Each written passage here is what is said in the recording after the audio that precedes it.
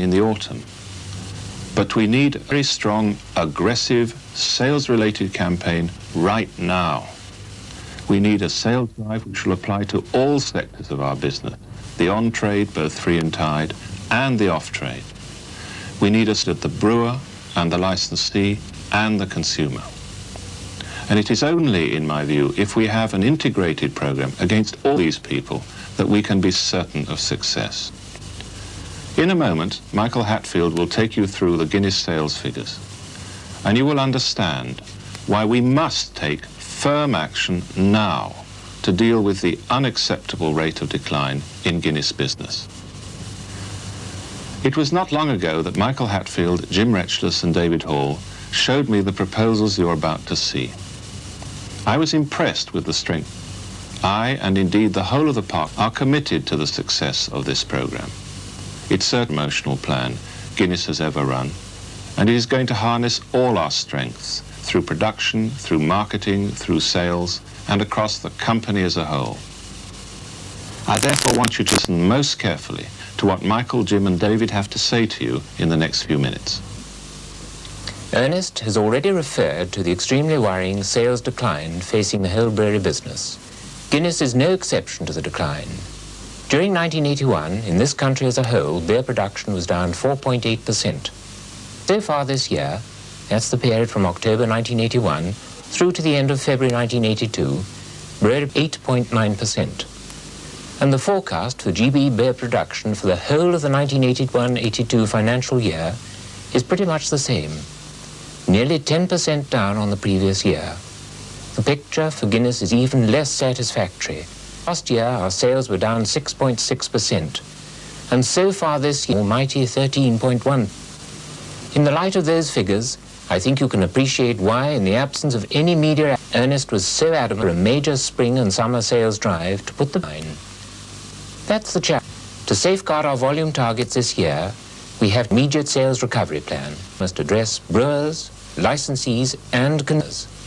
So, for the to execute a hard-hitting, sales-oriented halt against all these key target groups. In the on-trade, there is in our sales drive. The first is his outlet drive, where we plan for 1,000 new outlets in the next 6 months.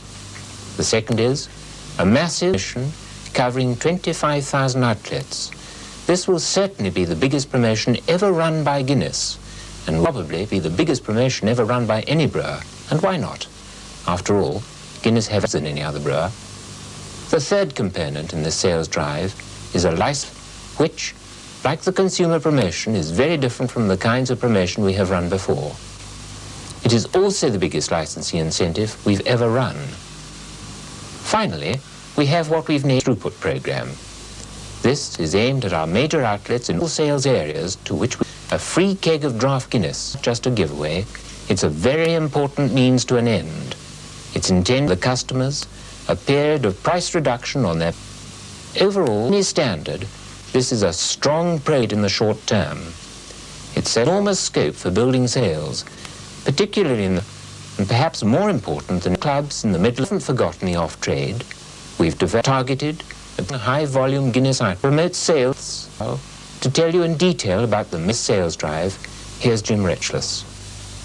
Okay, let's start with the most important thing to remember about this, selling extra pints of draught Guinness. In planning the promotion, we felt it was vital that the offer was directly linked to the purchase of Guinness, so that it was volume related. Other demands we made on the promotion were that it would have to work in the pub environment. We want a promotion that was fun, that had what we call playability. A promotion that was involving and one that would get itself talked about among drinkers in the pub. But it's all very well having an offer that the Guinness drinker likes and enjoys. This idea had to be much stronger if it was really going to boost sales. Bearing in mind our target market, which is predominantly the male mass market in their late 20s upwards, we fixed on a game of skill based on two very popular mass market pastimes, sport and gambling. And we chose 4 major sports: football, cricket, tennis, and boxing. Now, these sports will be particularly relevant because during the period of the promotion, the country, of course, will be in fever, not to mention the test series for cricket and tennis. But this Guinness promotion is no ordinary sporting game. It involves a strong element because the competitor has to apply his knowledge to find the right answers to a number of questions which have already been correctly predetermined by a panel of sporting experts. In other words, he has to match the experts. Now, let me take you through the game so you can see how it all fits together and how the gambling element enters into it as well. First of all, when a customer buys a pint of draught Guinness, he is given a game card.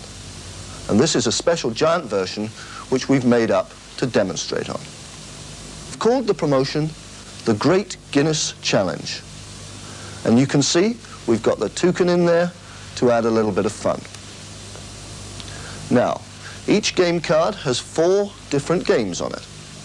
And the first thing you do when you get it is scratch out the panel which reveals which sport is involved and what the 4 games are about.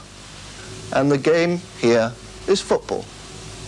And the 4 skills are goal scoring, cornering, dribbling, and heading. Now you scratch off the big left-hand panel to reveal 8 names. In this first game, you have to select the 4 names from these 8 shown that you consider the experts will have chosen goal scoring. So you scratch off the squares in column 1 opposite the players you've chosen. And if you get all 4 right, and the chances are quite high that you will, you'll reveal 4 squares with the word win on them. Of course, if you choose wrongly, you reveal lose and you've lost the game. But assuming you got all 4 right, you instantly win as your prize another game card. Now, this is the only time you don't have to buy another pint of draught Guinness to get the card. Even if you lose the first game, you can still go on to the next one, in which you have to choose the player's best at, in this case, cornering.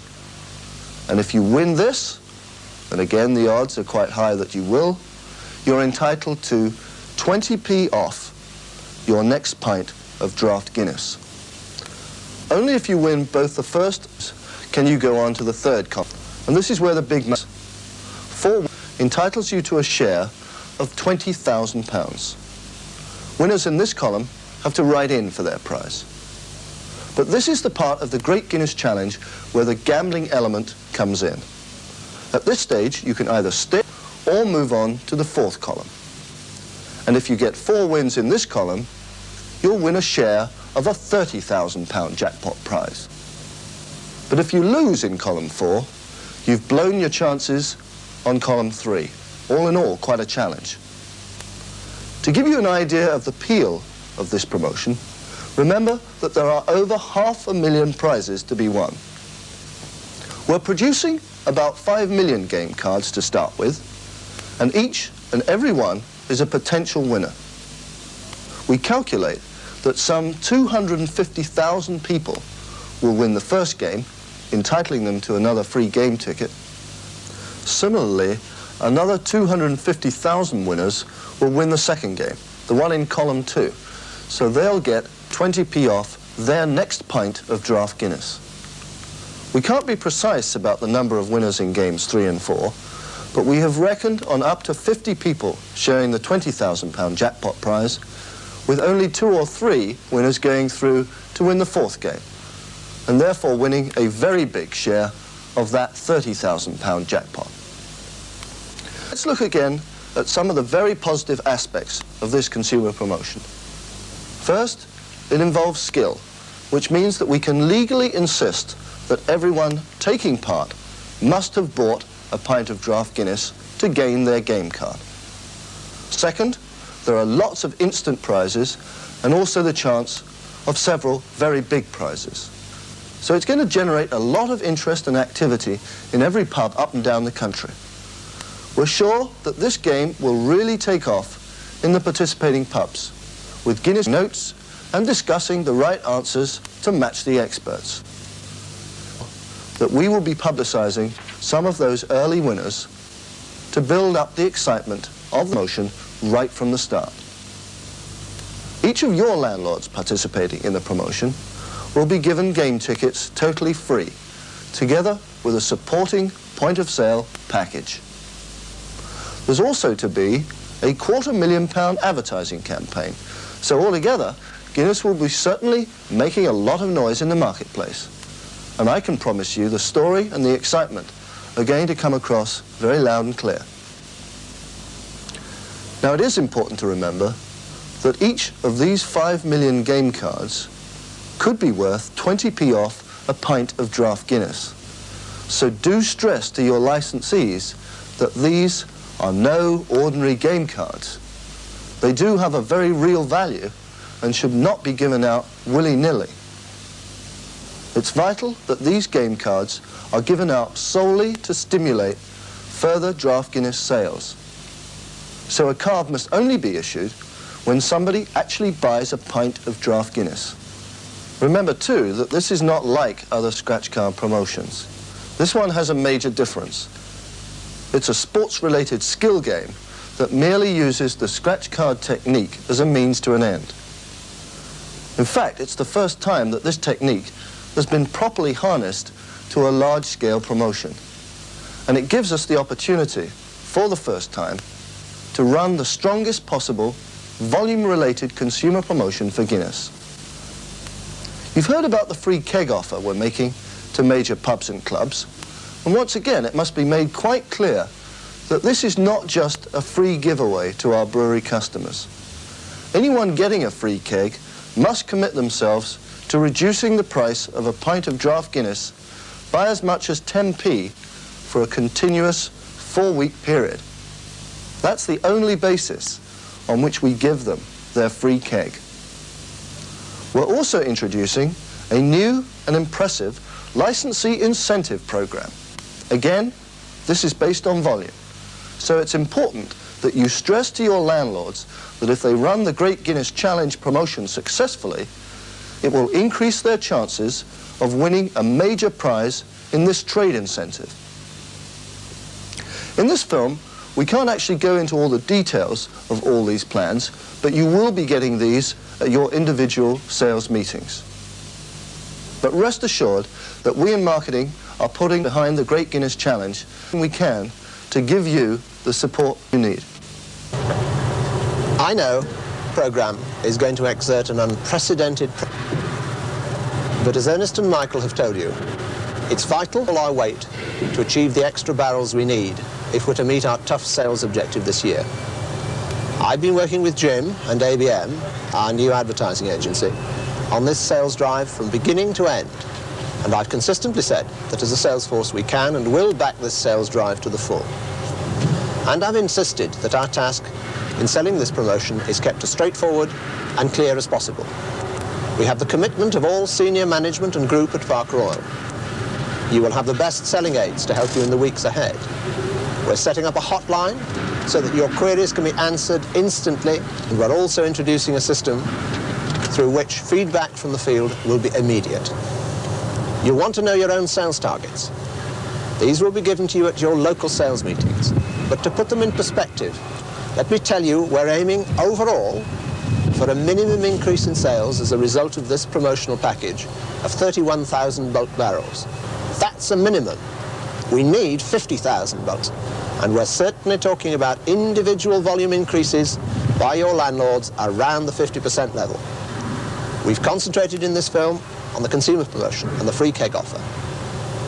At your sales meetings, you will be presented with details of the licensee incentive and the Draught Guinness new outlet drive, which you've already started. For all these activities, we have a time plan and a coordinated selling-in program. Again, your GSM will provide you with full information on this. The total package is contained in a comprehensive presenter, which each of you will be given. It's been produced specifically for you of our company's changed approach to the selling of Guinness. All your negotiations with brewers, with landlords, and with their staff Use it, make every call count. We're looking for total success in motivating customers. We must get out there and sell very hard indeed. The recession is biting, the competition's intensifying, and we're going to have to sell not only better than we've ever sold before, but better than anyone else. This is the opportunity we've been looking for. Let's take it. And now finally, let me hand you back to our Group Managing Director, ERNEST Saunders. You could take it from me as a marketing man that this is a very professional program, which I know from experience can be made to work for us and build back our volume. But it's really up to you to make it work. What we need from you is your commitment to it. And this means your commitment to selling in the program successfully and motivating landlords and club stewards up and down the country throughout the period of the promotion. It is our aim to have at least 25,000 outlets participating. I know that time is short. I know that some brewers have their own promotional programs already in place.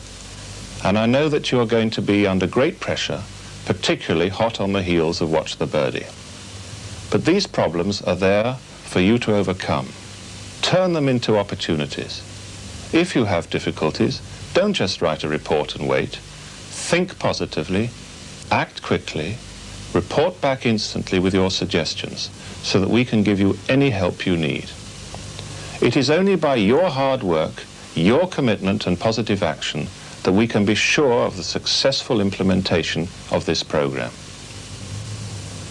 By now, I'm sure you have got the message. The Great Guinness Challenge must work, and you are the people who will make it work. We must have the Guinness brand on a strong footing by the end of the summer. I want the new advertising campaign, when it breaks in the autumn, to be promoting a brand that is buoyant, and you to show me, hard though it will be, that you can achieve this. That's a challenge for each and every one of you in the coming months. For myself, I shall be watching the progress of the Great Guinness Challenge very closely indeed. Good luck.